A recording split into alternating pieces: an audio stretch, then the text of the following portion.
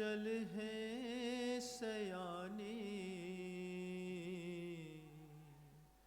पूजूं उन्हें सतत, केवल ज्ञान पाने। पूजूं उन्हें सतत,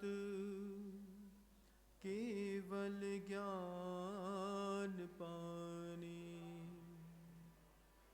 अहिंसा परमो धर्म की परम पूज्य आचार्य भगवंत गुरुदेव श्री विद्यासागर। दो प्रकार की भूमिकाओं में जैन दर्शन चलता है। एक भूमिका रहती है साधु समुदाय की, एक भूमिका श्रावक समुदाय की, जिसको गृहस्थ कहते हैं। गृहस्थी में जीना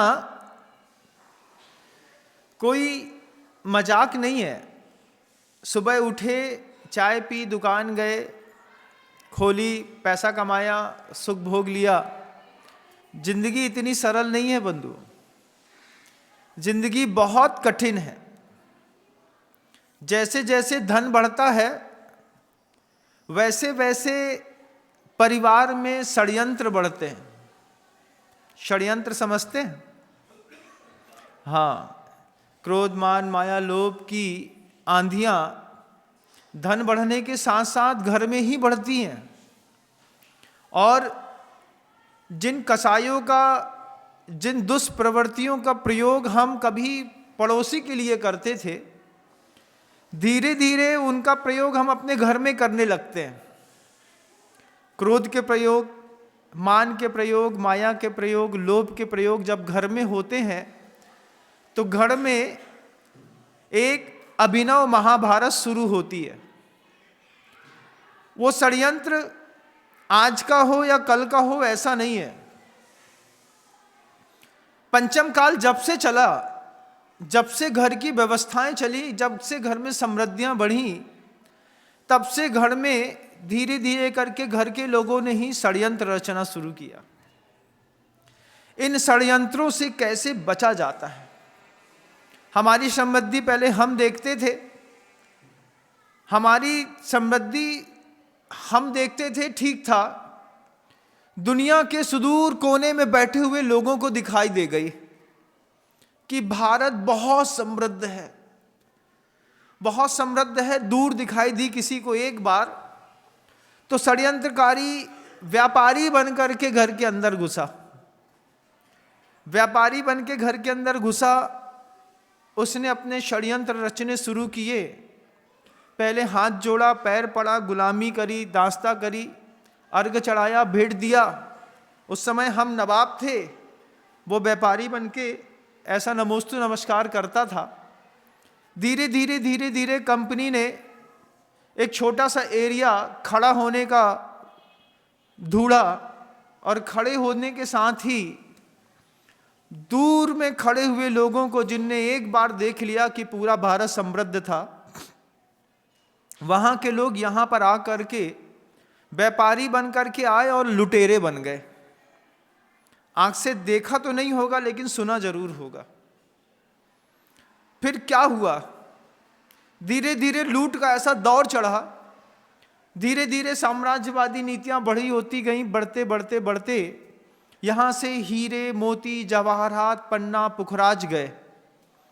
इतने में संतोष नहीं मिला तो मंदिरों के अंदर से मूर्तियां निकाल करके वो लोग अपने घरों में बाथरूम के बाहर अंदर सेट कर दी। एक मूर्ति यहां से वहां गई, यहां कोई कीमत नहीं थी, वहां पर जाकर के 100-100 करोड़ रुपए की कीमतों में एक एंटीक मूर्तियां 1000-1000 साल पुरानी दिखाई देने लगी। खजुराहो के मंदिर देखिएगा, जिन मंदिरों की प्रतिमाएं निरंतर चोरी चली जाती हैं। जाकर के कभी ऑस्ट्रेलिया में मिलेंगी, कभी यूरोप कंट्री में मिलेंगी, कभी जाकर के लंदन में मिलेंगी। कहाँ से पहुंची ये मूर्तियां, वहां क्या काम था उनका? लेकिन एंटीक पीस के चक्कर में यहां से सारी मूर्तियों की चोरियां, तस्करी करते गए लोग। यहां तक तो ठीक था, जैन कुल में आने के बाद जैन जिनालयों से मूर्तियां चुरा करके भी लोगों ने विदेशों में बेच करके और बहुत बड़ी संपत्ति कमाई। ऐसे भी गद्दार लोग इस संस्कृति पर पैदा हुए। नाम परिचित हूं मैं, बोलता नहीं, लेकिन ऐसा भी हुआ। षड्यंत्र रचते गए। षड्यंत्र इसलिए रचे गए क्योंकि उनको ये बात का एहसास था कि हम समृद्ध हैं। हीरा मोती गए, जवाहरात गए, पन्ना पुखराज गए, यहाँ से गुलाम भर भर के लोग गए। यहाँ के लोगों ने दूसरे देशों में जाकर के गुलामी की। उसके बाद मूर्तियां गईं, पूरा धन गया। इतने में भी लुटेरों को संतोष नहीं मिला। लुटेरों ने बड़े बड़े कॉलेज खोले, जिसको आप IIT कहते हैं। महाराज, हमारा बच्चा IIT कर रहा है, सुन करके बड़ा खुशी होती है। लेकिन क्रीम माइंड को उठा करके पूरे भारत से हार्ड वर्कर क्रीम माइंड को उठाया IIT कॉलेज के माध्यम से। स्टार्टिंग हमारे सामने 14 लाख की होती थी, आज शायद 20-25 लाख रुपए से स्टार्टिंग होती है IITians की। किसी भी ब्रांच का IIT किया हुआ हो, कम से कम 25 लाख तो उसको मिलता ही है। करोड़ों में फिर पैकेज जाता है। तो फिर ट्रांसपोर्टेशन जब हीरे मोती जवाहरात मूर्तियों का बंद हो गया, तो प्रतिभाओं का पलायन होना शुरू किया। धीरे से वहां चली गई प्रतिभाएं। वो सारे देश समृद्ध होते गए। हमारे भारत के लोगों ने वहां पर जाकर के परमाणु बम बनाया। हमारे भारत के बच्चों ने वहां पर जाकर के मिसाइल्स बनाई। हमारे भारत के बच्चों ने जाकर के अमेरिका के बड़े बड़े बैंक को चलाया। अमेरिकन बैंक पॉलिसी में रूल्स हैं, जब तक इंडियन दिमाग नहीं होगा तब तक जाकर के हम बैंक नहीं चला सकते।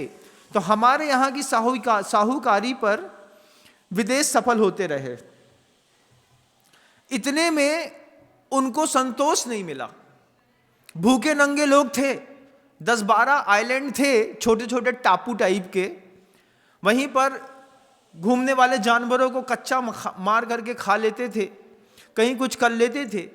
जिनके घरों में ठंडियां पड़ती थी तो बोरा के जैसे मोटे मोटे कपड़े पहनते थे। बाद में उसकी संज्ञा जीन्स पे आ गई। वो बोरे फट जाते थे, फटे फटे बोरे पहनते थे। वो फैशन ने ले लिया कि घुटने से पैंट फटा रहता है, जांग के पास फटा रहता है, पिंडलियों के पास फटा रहता है। वो आज उसने फैशन पे ले लिया। लेकिन एक स्वर्णिम अतीत देखिएगा। वो स्वर्णिम अतीत ऐसा था कि ये यहां से वहां सब प्रतिभाएं चली गईं, पैसा चला गया, प्रतिमाएं चली गईं। उसके बाद भी उन लुटेरों को संतोष नहीं मिला, क्योंकि उनको अभी भी विश्वास है कि भारत समृद्ध है। समृद्धि थी हमारे यहाँ की। हमारे यहाँ दूसरे के बहुओं को आंख उठा करके कोई देखता नहीं था। हमारे यहाँ की समृद्धियां थी कि मोहल्ले की हर बच्ची को हम अपने घर की बच्ची समझते थे, चाहे वो मुसलमान की हो, चाहे सिख की हो, चाहे हिंदू की हो, चाहे जैन की। जब शाम को एक ही हैंडपंप से पानी भरते थे तो सबकी गगरियां एक साथ टकराती थी। उसमें भी लोग समझदार निकलते थे हमारे यहाँ के लोग, कि जो शुद्ध अहिंसक रहते थे उनके लिए पहले रास्ता खोल दिया जाता था। भैया पहले पानी तुम भर लो हैंडपंप धो करके, उसके बाद हम भर लेंगे। क्यों?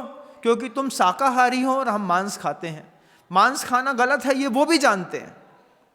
उसके बाद वो आपकी प्रतिष्ठा बना के रखते थे कि इस पंप का पानी पहले शुद्ध घर में जाएगा, बाद में हमारे घर में। हमारे यहाँ की क्या सुंदरतम व्यवस्थाएं थी। इस व्यवस्थाओं के भी कुठाराघात धीरे से हुआ। हमारे यहाँ ऐसा माहौल था कि मोहल्ले के अंदर अगर कोई बाइकर्स बाइक लेकर के दूसरे मोहल्ले का या दूसरे गांव का लड़का 4 बार घूम ले तो कोई भी मोहल्ले का लड़का उसको टोक देता था। क्यों रे, बार बार इस मोहल्ले से क्यों निकलता है, कहाँ पे तेरी बुरी नज़र है। पहली दहशत में आपराधिक प्रवृत्तियां पनप ही नहीं पाती थी। थोड़ी सी घास उगती थी वहीं पे काट दी जाती थी। मोहल्ले का हर आदमी इसलिए समर्पित था कि अपना मोहल्ला साफ सुथरा होना चाहिए। मोहल्ले में एक भी प्रकार की कोई भी व्यसनी व्यक्ति दिख जाए तो टोंक टोंक करके उसके सारे व्यसन छुड़ा दिए जाते थे। शराब के केंद्रों के बाहर अगर मोहल्ले का कोई बच्चा किसी को गलती से भी गाड़ी खड़ी भी दिख गई कि जो गाड़ी तो पप्पू की है, जो दारू के ठेका के बाहर कैसे खड़ी, जिस सोचवे में शाम को उसके घर में इंक्वायरी हो जाती थी कि तुम्हारी गाड़ी आज फलानी होटल के नीचे कैसे खड़ी मिल गई।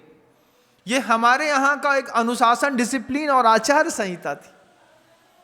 फिर धीरे धीरे उनको जब सब कुछ वो लूट चुके थे, उसके बाद भी अभी लूटने में जब उनको शांति नहीं मिली, तो उन्होंने अपने देशों में चलने वाली वल्गैरिटी को वेब सीरीज के माध्यम से हमारे भारत के अंदर उतारा।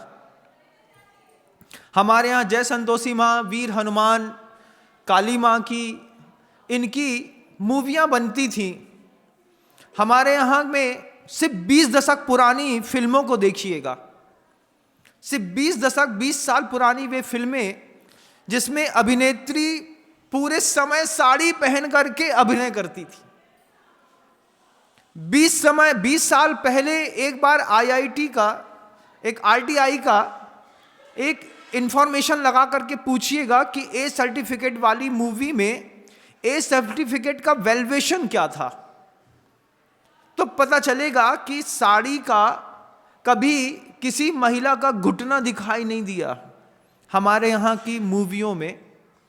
लेकिन विदेशों से आने वाली संस्कृतियां धीरे धीरे धीरे ऐसा षड्यंत्र रचती रहीं कि षड्यंत्र रचते रचते उन्होंने अंग्रेजी में और विदेशों में होने वाले जितने भी सीरियल्स बनते थे, मूवियां बनती थी, जिसमें वल्गैरिटी आसमान पर थी, उसका हिंदी ट्रांसलेशन करके अंग्रेजी वेब सीरीज को हिंदी मूवी और हिंदी वेब सीरीज में कन्वर्ट करके भारत की पूरी अस्मिता बर्बाद कर दी। कैसी बर्बाद कर दी कि आप सोचिए, क्या कोई घर के अंदर चरित्रहीन लड़का रहता है? नहीं रहता। क्या हमारे घर के अंदर शराब पीने की बाप बेटा मिलकर के शराब पी सकते हैं घर के अंदर बैठ करके? नहीं पी सकते। क्या हमारे घर के अंदर बात करते करते कोई लड़का स्मोकिंग कर सकता है? नहीं कर सकता। हमारे घर के अंदर क्या ऐसा हो सकता है कि घर के अंदर वही गुत्थम गुत्था चल रही हो कि हमारी माँ ने दूसरी शादी हमारी आंख के सामने कर ली हो? ऐसा होता है क्या? नहीं होता। ये सब चीजें रियल लाइफ में नहीं होती, लेकिन रियल लाइफ के माध्यम से जब एक महिला 3 संबंध बनाती है, रियल लाइफ के माध्यम से जब एक बच्ची शादी किसी और से करती है और फिर बाद में किसी और से उसको प्रेम हो जाता है, तो एक गाना निकाल दिया जाता है, कुछ ऐसा कर कमाल कि मैं तेरा हो जाऊं, किसी और का हूं फिलहाल मैं फिर तेरा हो जाऊं। ऐसे गाने बनाए। ऐसे गानों के माध्यम से क्या डिलीवर किया जाता है, कभी आपने महसूस किया? पारिवारिक परिस्थितियां ऐसी हैं नहीं, लेकिन पारिवारिक परिस्थितियां ऐसी बने इसलिए सीरियल्स के माध्यम से अंदर संस्कार डालने की एक कोशिश होती है। हमारे यहाँ कोई भी चीज जब बाजार में खरीदने जाते थे तो कितनी गजब की मर्यादाएं थी व्यवसाय करने की। घर के अंदर से एक पर्चा बना करके ले गए, दाल 5 किलो चाहिए है, साबुन 6 चाहिए है, लक्स इतना चाहिए है, तेल इतना चाहिए है, जीरा इतना, धनिया इतना। आपने कभी ऐसे पर्चों के साथ खरीदी करी कि नहीं करी? करिए। घर के अंदर बैठ करके पूरी पर्ची बना लेते थे। सुपारी 100 ग्राम चाहिए है, इलायची 50 ग्राम चाहिए, हींग 10 ग्राम चाहिए। इससे ज्यादा कभी आपने सामान नहीं खरीदा। किराना दुकान में जाते थे तो जाने पर किराना दुकान वाले को पर्ची दे दी, 2 झोला दे दिया और बोला भैया आधा घंटा में आ रहे हैं, सामान निकाल के रखियो। लेकिन उनको लगा कि अभी इसमें बहुत संशोधन की आवश्यकताएं हैं। बहुत संशोधन की आवश्यकताओं में उन्होंने दुकान का ये रूल मिटा करके बहुत बड़े बड़े बिग बाजार और शॉपिंग मॉल खोले। शॉपिंग मॉल खोले, फिर शॉपिंग मॉल में ऑफर खोले। ऑफर के माध्यम से हमको तेल चाहिए था आधा लीटर मिलता था 35 रुपए का, 1 किलो मिलता था 70 रुपए का। उन्होंने ऑफर दे दिया कि 1 किलो मिलेगा 61 रुपए का, साथ में 200 ग्राम फ्री भी मिलेगा। हमको सस्ता लगा तो हम 35 के बदले 61 रुपए दे करके आए।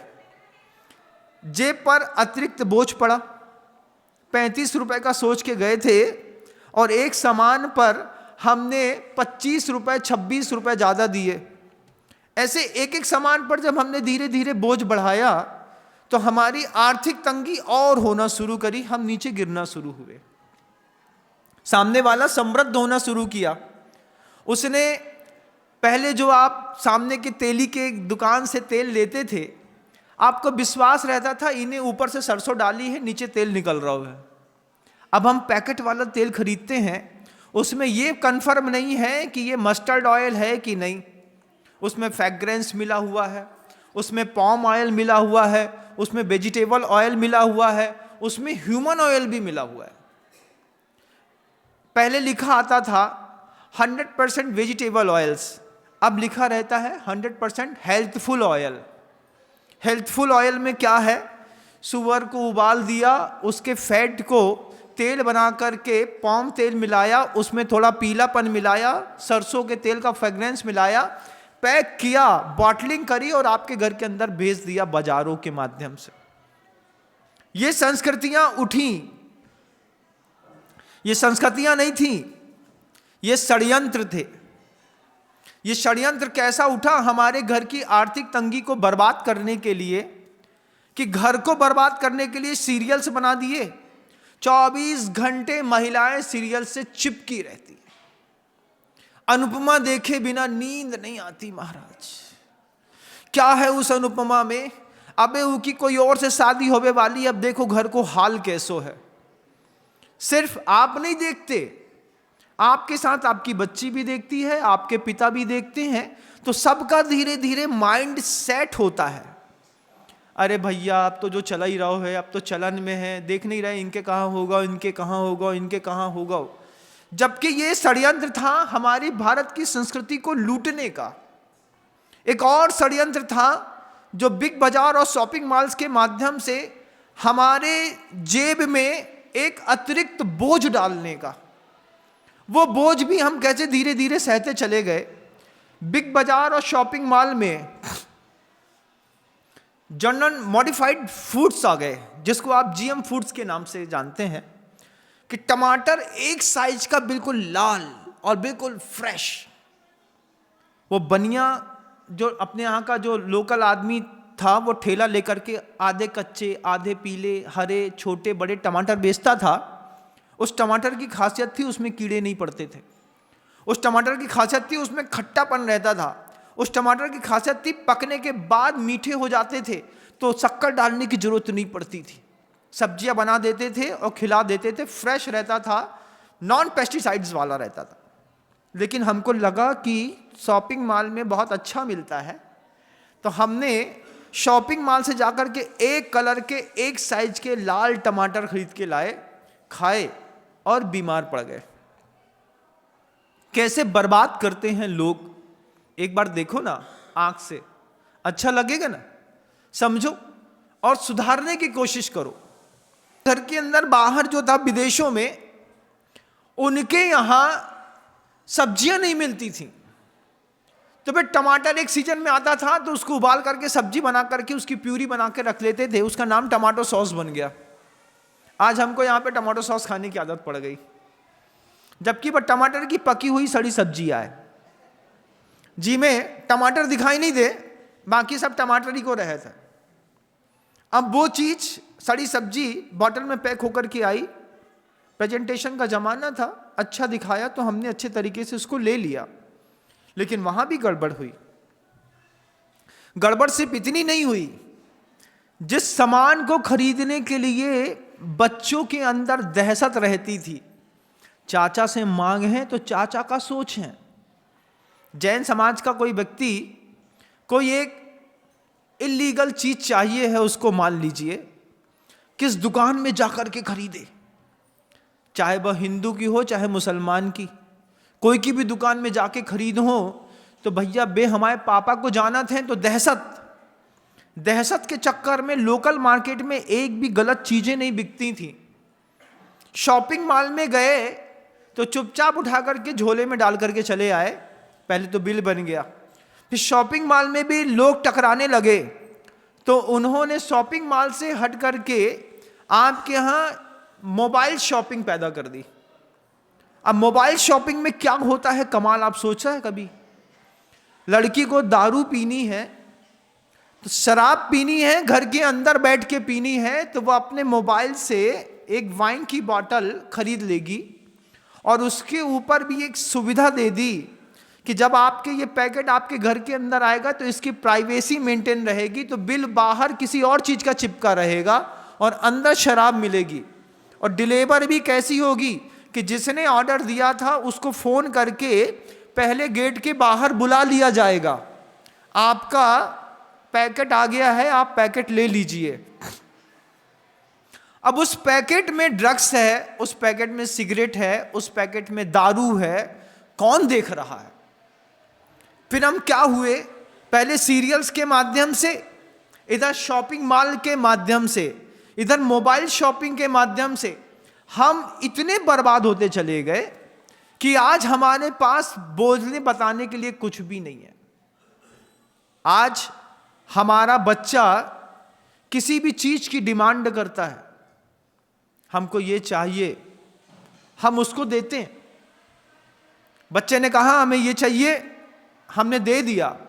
लेकिन अंतर्मन से एक बात बताइएगा, आप बच्चे की हर डिमांड पूरी करते हैं, लेकिन बच्चे की हर डिमांड क्या आप स्वीकार कर पाते हैं? बच्चे ने बोला बाइक चाहिए, आपने बाइक दे दी। बच्चे ने कहा हमें कपड़े चाहिए, आपने कपड़े दे दिए। बच्चे ने कहा हमको लेवल वाला, इंटरनेशनल मार्केट वाला, ऊंची कंपनी का कपड़ा चाहिए, आपने कपड़ा खरीदवा दिया। लेकिन बच्चे की हर डिमांड को पूरी करने के बाद भी क्या पिता बच्चे की डिमांड को आज तक स्वीकार कर पाया? फिर बच्चे ने धीरे से डिमांड करी, हमें पढ़ने के लिए विदेश जाना है, आप स्वीकार नहीं कर पाए, आपने भेज दिया। फिर धीरे से अब बेटी और बच्चे को भेज दिया। अब वो बच्चा कहता है हमें दूसरी जात में शादी करने हैं। काहे?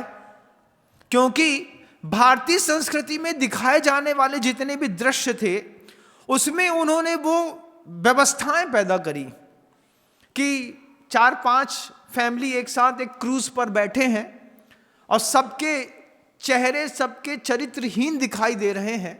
कोई किसी के साथ घूम रहा है, कोई किसी के साथ घूम रहा है। पहले तो मर्यादा थी, समाजों में भी थी, लेकिन वो मर्यादाएं भी धीरे से उठी।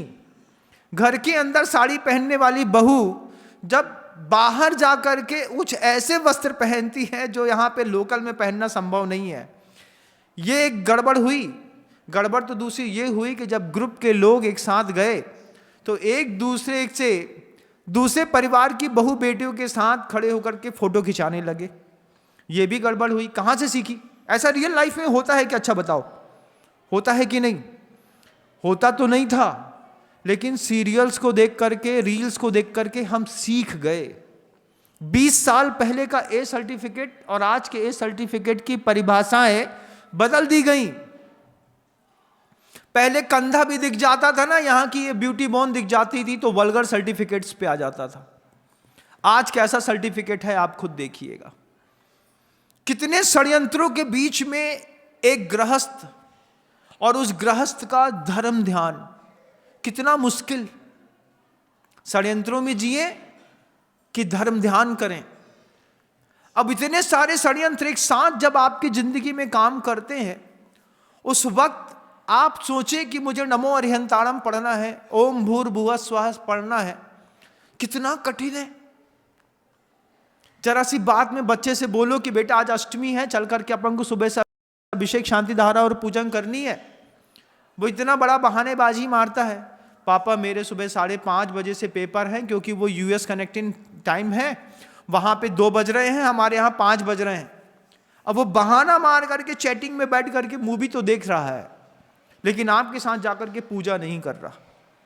क्या इस बात का अपराध बोध आपको मन के अंदर होता नहीं है कि हमने बच्चे को इतना सुविधा संपन्न बना दिया है कि आज हम बच्चे की हर डिमांड पूरी करने पर मजबूर हैं।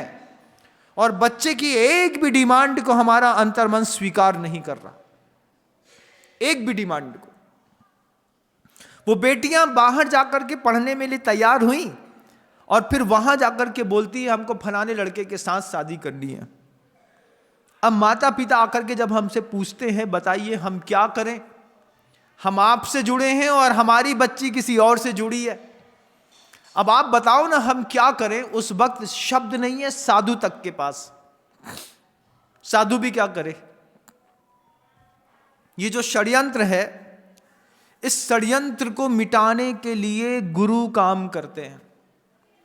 ये षड्यंत्र कैसे मिटाते हैं गुरु, आप देखिए क्या गजब का कमाल है कि जिन बच्चों को शुरुआत से गुरुओं के साथ जोड़ दिया जाता है उनकी पाप शक्ति अपने आप क्षीण हो जाती है।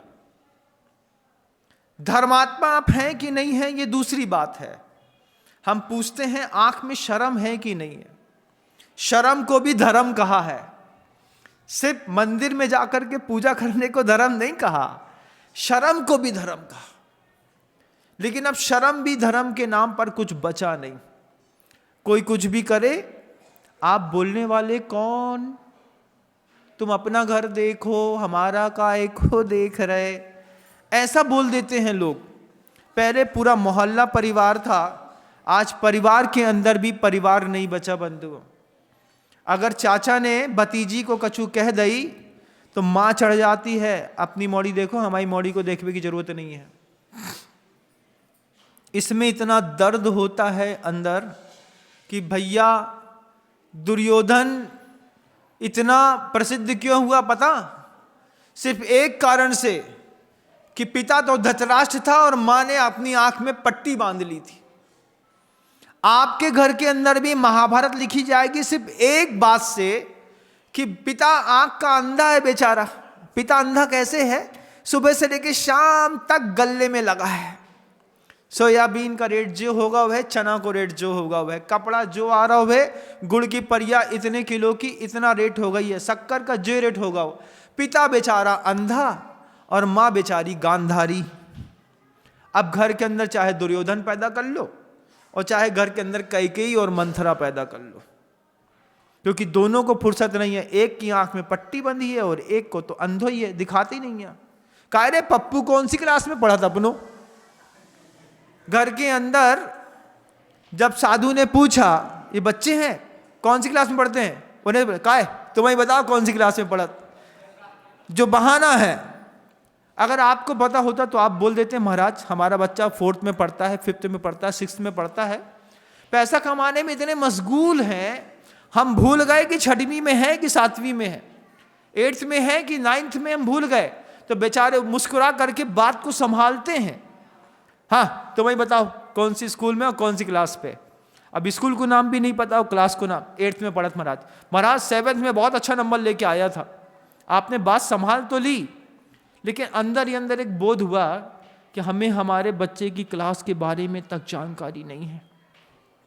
ऐसे धृतराष्ट्र पैदा होते, ऐसे लुटेरे धीरे धीरे करके शॉपिंग मॉल से, मोबाइल शॉपिंग के माध्यम से घर के अंदर तक वो बच्ची जो घर के अंदर ऐसा यहां तक का कपड़ा पहनती है, मोबाइल की शॉपिंग से कौन से पैकेट में क्या बुलवाती है, कभी देखा है? एक डेडलाइन तो खड़ी करके देखो। चलो माँ ही खड़ी करके देख लें तो बहुत बड़ी बात थी, लेकिन आज तो माँ भी बिगड़ गई। अब माँ और बेटी दोनों मिलकर के एक ही लैपटॉप पर एक ही तरीके की मूवी देखती हैं। वे माँ बेटी के संबंध कम हो गए, सहेली के संबंध ज्यादा हो गए। घटनाएं जब तक मेरे कान में कोई बताता नहीं है तो मुझे कोई, मैं देवता नहीं हूं ना, मुझे अवधि ज्ञान है कि मुझे पता चलेगा। मुझे कोई बताता है तो समझ में आती है कि ऐसा भी होता है। घर के अंदर 3 बेटियां हैं, तीनों की तीनों बेटियों की सिमेट्री है, साथ में माँ भी उसमें मिली हुई है। 4 लोग मिल गए भैया एक ही घर के अंदर, 4 गद्दार एक साथ, हो गया धर्म ध्यान। पिता बेचारा धृतराष्ट्र लगा है दुकान में, सोयाबीन का तेल बेचने में, एक कपड़ा बेचने में, एक गल्ला बेचने में, और इसने पूरा गल्ला साफ कर दिया। धीरे से एक लड़की जैसे चेटक की पुत्रियां चेलना चंदना निकल गईं अभय कुमार के बहकावे पर महाराज श्रेणिक से विवाह करने के लिए, ठीक ऐसे ही एक पुत्री ने बाहर कदम बढ़ाया कि हम दूसरी जात में विवाह कर लेते हैं। कदम नहीं बढ़ाया, एक दरवाजा खोला, मैं जा रही हूं, तुम अपने रास्ते से तुम निकल जाना, और तीसरी अपने रास्ते से निकल गई। माता पिता सन्न होकर के ऐसा देखता रहता है, क्या छोटे से बच्चे थे, क्या सोच करके माता पिता ने हमारी शादी करी, क्या सोच करके 3 संतानें पाली, भगवान के सामने प्रार्थना करी, साधु के हाथ से गंधोदक लगवाया, तीर्थ क्षेत्र पे लेकर के गए, और ये लड़की किसी भी निकृष्ट व्यक्ति के साथ उठी, और साफ सुथरे स्वर्ण वर्ण के समान चमचमाती बेटियां, बड़े घर की, लेकिन दिमाग में सीरियल्स ने ऐसा भूसा भर दिया। वेब सीरीज के देखने के बहाने, एक वेब सीरीज देखने में कैसा कुछ नहीं महाराज, शाम को 7:30 बजे बैठे, जब तक नेट खत्म नहीं हुआ तब तक देखा। अब तो उसकी प्रॉब्लम भी सॉल्व हो गई, घर के अंदर वो एक डिब्बा लगवा दिया, उसमें से ज़्यादा मिलता है ना, क्या वाईफाई, वो वाईफाई लगवा दिया, उसमें से अब नेट भी लगातार मिल रहा है। अब क्या है, 7:30 बजे से लेकर के सुबह 4 बजे तक वेब सीरीज देखी। क्या माइंड अपसेट नहीं होता है? जो सीरीज पे देखते हैं, जो रियल लाइफ पे देखते हैं, क्या वो हमारे पारिवारिक पृष्ठभूमियों में इंप्लीमेंट करना संभव है? संभव तो नहीं है महाराज। फिर क्या हो रहा है महाराज? हौसले बुलंद हो रहे हैं जवान बच्चों के। इनके पर काटने वाला कोई नहीं है, इनके पर काटने वाले होते हैं साधु। इनके पास लाते हैं तो उसमें भी एक सिमेट्री पीरियड्स होते हैं। कैसे? 25-30 साल के कोई भी लड़के को 25-30 साल का साधु तो संभाल लेता है, 45-50 का नहीं संभालता, क्योंकि ओवर थिंकिंग हो जाती है। उम्र के पड़ाव में बड़े हो चुके होते हैं, उनको लगता है जो बच्चों में समय बर्बाद कर वो समय की बर्बादी है। तो बड़ा साधु नहीं समझाता, बड़ा साधु बड़ों को समझाता है। सफेद बाल वाला सफेद बाल को समझाएगा, काले बाल वाला काले बाल को। इसलिए साधु समुदाय में आपको हर तरीके के साधु मिलेंगे। 70 साल वाले, 65 साल वाले भी मिलेंगे, तो 22 साल वाला भी मिलेगा। खूबी देखो जैन शासन की, खूबी देखो गुरुदेव की, कि 70 साल से लेकर के 19 साल तक का साधु रखा, साधु बनाया, साधु बना करके मार्ग पर बैठा करके उसको भी जवाबदारियां दी। हम उम्र के लोगों को पाप से बचाते हुए चलना, खुद भी बचना, दूसरों को भी बचाना, ये विचार शक्ति दी। लेकिन हम अपने घर से पड़ोसी तक, पड़ोस में धर्मशाला है, लेकिन बच्चे को फुर्सत नहीं है कि एक बार जाकर के बोलें कि जाओ वहां पे जाओ, महाराज जी के पास आधा घंटा बैठना फिर चले आना। क्या करेंगे वहां जाकर के? महाराज जी तो बात नहीं करते।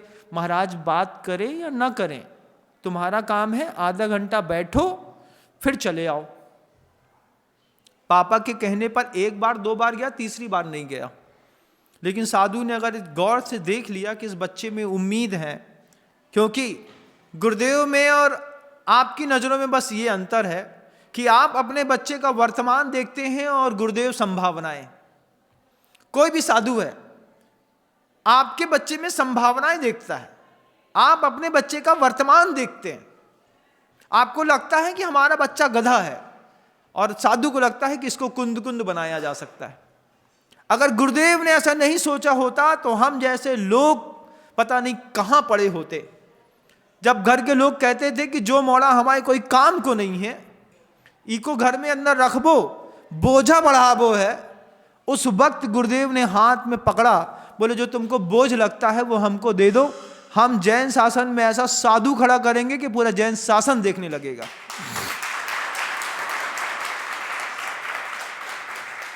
परिवार के लोगों को बच्चों की कीमत होती तो परिवार के लोग कभी बच्चा नहीं छोड़ते।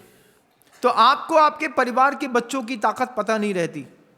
लेकिन गुरुदेव ने कैसी संभावनाएं देखी। आचार्य कहते हैं कभी भी वर्तमान सत्य से प्रभावित मत होना। किसी भी साधक का, किसी भी गृहस्थ का संभावना सत्य देखना। आज तुम परिस्थिति में गिरे हुए हो, आज तुम मजबूर हो, आज तुम दुखी हो, ये एक अलग बात है। जो तो दिख रहा है उतना ही सत्य है ऐसा नहीं। एक संभावित सत्य है जो वर्तमान में तो नहीं घटा, लेकिन भविष्य में जरूर घटेगा। शराब की दुकान में जाते हुए व्यक्ति को देख करके आप कैसे अंदाजा लगा लेते हैं कि 15 साल में बंदा निकल लेगा, ऐसे ही मंदिर जाते हुए व्यक्ति को देख करके, बच्चे को देख करके आचार्य भी कल्पना कर लेते हैं कि बंदा अगले 20 साल में अच्छे अच्छे आचार्यों के ऊपर भारी पड़ेगा, इसको बस मुझे तैयार करने दो। फिर साधु कुम्हार बन करके, बड़े बड़े आचार्य परमेष्ठी कुम्हार बन के आपके घर के अंदर पड़ी हुई खराब मिट्टी को उठाते हैं, कूटते हैं, पीटते हैं, गलाते हैं, छानते हैं, घुमाते हैं, हाथ लगाते हैं, हवा में तपाते हैं, तैयार करके जब खड़ा करते हैं तो दुनिया देखती रह जाती है। आप इस सत्य को कभी ठुकरा ना पाएंगे कि आपके बच्चे की आप सारी डिमांड्स पूरी तो करते हैं, लेकिन आप सारी डिमांड के फेवर पे नहीं है। और एक चीज हमेशा ध्यान रखिएगा, इतना एक मर्यादा की लाइन तो खींची जाए कि हमारे घर के अंदर मोबाइल शॉपिंग मॉल्स के माध्यम से आने वाले पैकेट को एक बार बड़ा भी खोल करके देखेगा। एक बार बस देखो तो बच्ची ने बुलाया क्या, समझ में आ जाएगा, जमीन नीचे से खिसक जाएगी।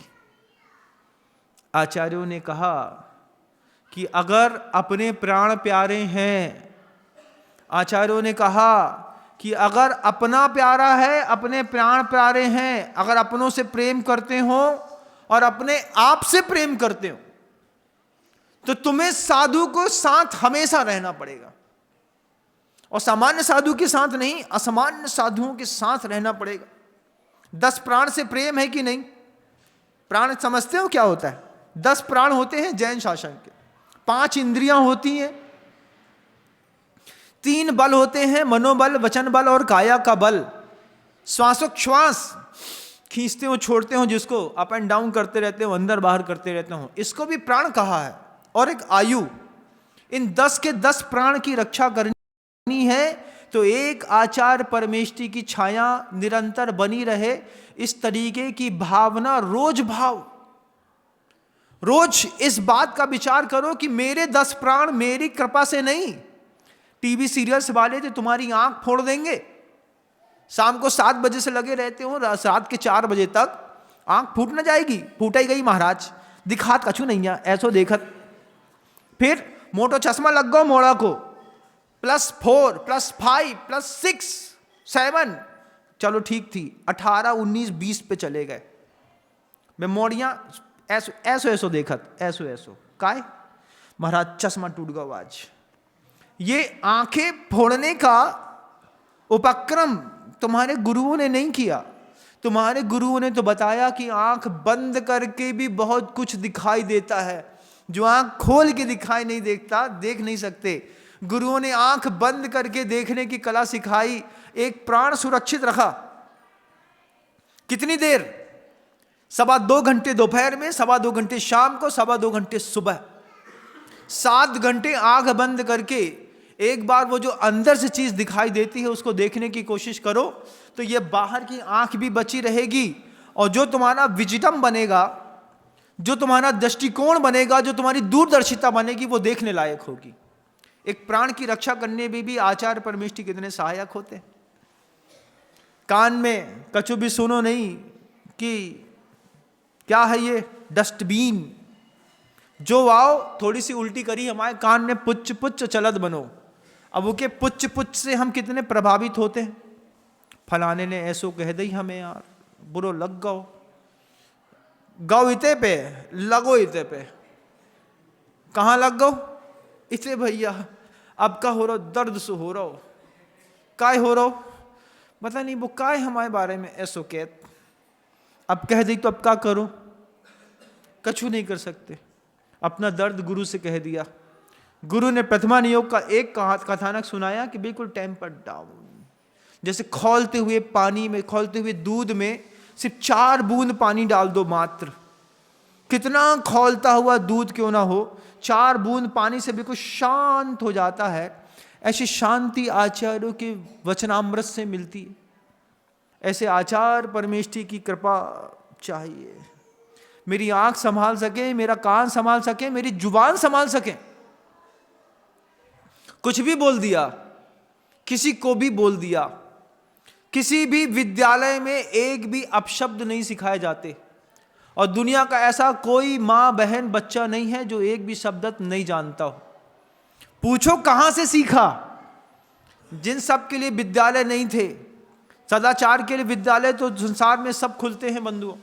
अनाचार का कोई विद्यालय नहीं होता, लेकिन हम जन्मजात सीख करके आते हैं। उस सदाचार के विद्यालय में गुरु काम करते थे। कैसी परिष्करण भाषा है गुरुओं की। आप आचार्य परमेष्ठी की भाषा देखिए, ऐसे साहित्यिक शब्द बोलते हैं, पूछना पड़ता है कि हिंदी में भी इको मतलब का होता है। हिंदी जानते हो, हिंदी बोलते, उसके बाद भी हिंदी समझ में नहीं आती। ऐसी साहित्यिक और परिष्कृत हिंदियां गुरुओं की रही। उन्होंने अपने आप को आपको समृद्ध किया। आज षड्यंत्रों के बीच का जीवन है बंधु। स्पर्शन इंद्री का षड्यंत्र आप देखो, गली गली में दिखाई दे जाता है। कामेंद्री भोगेंद्री के षड्यंत्रों में बाजार रचे पचे पड़े हैं। क्या क्या सामान बना करके अमेज़न में बेच देते हैं लोग, और हम कितने सामानों में पैसा बर्बाद करते हैं पापा पिता के लोगों का, हमें खुद पता नहीं चलता। केयरिंग नेचर तो बचा नहीं। एक शब्द भी मेरा गलत नहीं है उन उद्बोधनों में। आचार्यों ने इसके लिए कहा, नानम चदुपौत्तम मोह पावप पदा होदी। ज्ञान का दुरुपयोग और मोह ने इंसान को बर्बाद कर दिया। उस बर्बादी में आप भी शामिल हैं। वो बर्बादी आपके घर के अंदर भी हो रही है। आप आंख खोल के देखो, धृतराष्ट्र न बनो। अपनी बेटी भी देखो, अपना बेटा भी देखो, अपने परिवार में पिता भी देखो। ऐसा नहीं कि जवान बच्चे बस बर्बाद हो रहे हैं, बुढ़ा भी बर्बाद हो रहा है। उम्मीद नहीं की थी कि 85 साल के बुढ़े को 14 साल की जेल मिलेगी, लेकिन बुढ़ा भी बर्बाद हो गया। बर्बाद किसने किया? षड्यंत्र ने। षड्यंत्र किसने किया? विदेश के लोगों ने। हम आज भी उनका समर्थन करते हैं। हम आज भी उन्हीं चीजों पर आकृष्ट हैं जिन चीजों पर हम व्यवहारिक जीवन जी नहीं सकते। घर में सीरियल्स में दिखने वाला एक भी आधे घंटे का जीवन भी, 5 मिनट का जीवन भी आप अपने घर के अंदर जी नहीं सकते।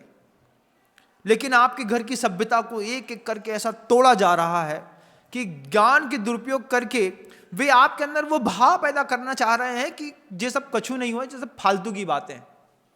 फिर जब कभी घटना घट जाती है तो कितनी जल्दी एडजस्ट कर लेते हैं, अब हो गओ तो हो गओ। इन सब की ज्वालाओं से हटा करके परिवार को सुरक्षित रखते हैं देवशास्त्र गुरु बंधु। कितनी गजब की कीमत है साधुओं की। प्रसाद सागर जी महाराज जी हमेशा कहते थे कि हम फकीरों के पास देने के लिए रखा ही क्या है। अगर कोई चाहे तो जीने का तरीका ले ले। तरीका है, तरीका जानते हैं और देते भी हैं। और ये भी ऐसा नहीं कि जिसको पहचानते हैं उसको देते हैं। अरे जिसको कभी हमने देखा नहीं, हम तो उसको भी कहते हैं कि तुम हमारे परिवार के सदस्य हो। मैं तो हमेशा कहता हूं कि YouTube पर भी जो लोग मुझे सुनते हैं वो मेरे परिवार के सदस्य हैं। उनके परिवार को बचाना मेरी पहली जवाबदारी है। नहीं बचाऊं, नहीं जब संभालूं तो गुरुदेव मुझसे बोलेंगे कि विनम्र सागर, तुमने रोटी तो खाई श्रावक की, लेकिन उस रोटी का बदला नहीं चुकाया, और कर्जा लेकर के जा करके दूसरे जन्म में बैल बन के तुम्हारे घर में खेती करने से अच्छो है प्रवचन दे के तुम्हें समझा दो। 10 बज गए, इसलिए शब्दों को विराम देता हूं। कल पुनः प्रयास करूंगा।